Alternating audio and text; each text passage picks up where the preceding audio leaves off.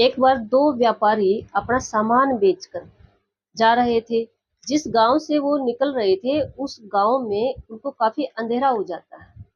तो दोनों आपस में बात करते हैं कि क्यों ना आज की रात इसी गांव में निकाले, सुबह होकर होएगी तो हम निकल जाएंगे, क्योंकि उनके पास धन था, उन्होंने जो अपना सामान बेचा था।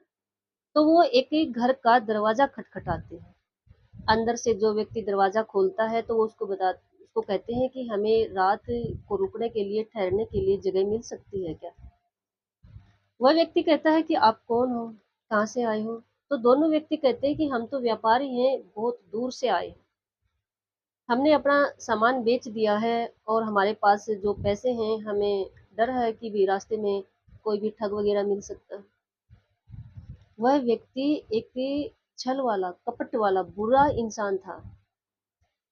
वो उनकी बात सुनकर जल्दी से हाँ बोल देता है और मन मन में प्लान करता है कि रात को इन दोनों को मार दूंगा और इनके पास जो इनके बिजनेस का यानी व्यापार का पैसा है वो मेरा हो जाएगा।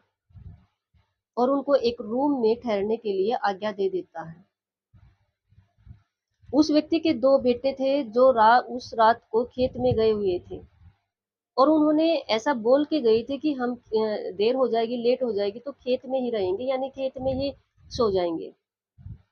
लेकिन दोनों बेटों के साथ क्या हुआ कि उनका जो काम है बन जाता है, और जैसे ही वो अपने जो खेत में सोने की जगह थी वहां जाते हैं तो वहां उनको एक सांप दिखाई देता है। वो सांप को काफी ढूंढते हैं लेकिन सांप नहीं मिलता है। दोनों लड़के डर जाते हैं, फिर उनकी वहां सोने की हिम्मत नहीं होती है और रात को घर आ जाते हैं। अपने रूम में देखते हैं कि दो आदमी सोए हुए हैं। उनको गुस्सा आता है, वो उनको अपने बिस्तर से हटाते हैं और कहते हैं कौन हो आप, बाहर जाओ।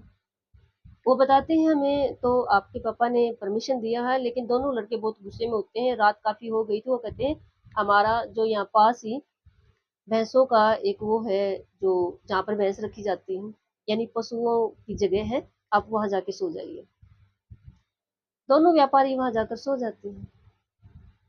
लेकिन रात की जो प्लानिंग उस बुरे व्यक्ति की थी, वो रात को आता है और सोए हुए दोनों अपने बेटों को व्यापारी समझकर उनकी हत्या कर देता है।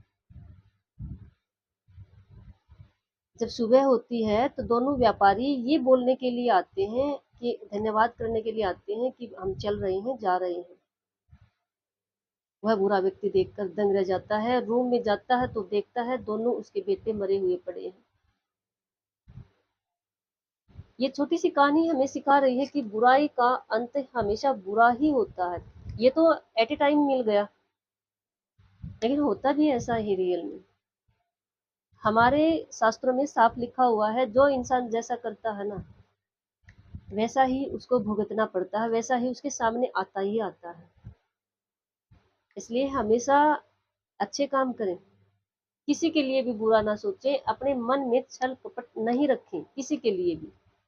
अगर रखेंगे ना तो इसका कोई इलाज नहीं है, कोई भी इसका सॉल्यूशन नहीं निकाल सकता, उसकी भरपाई हमें ही करनी होगी।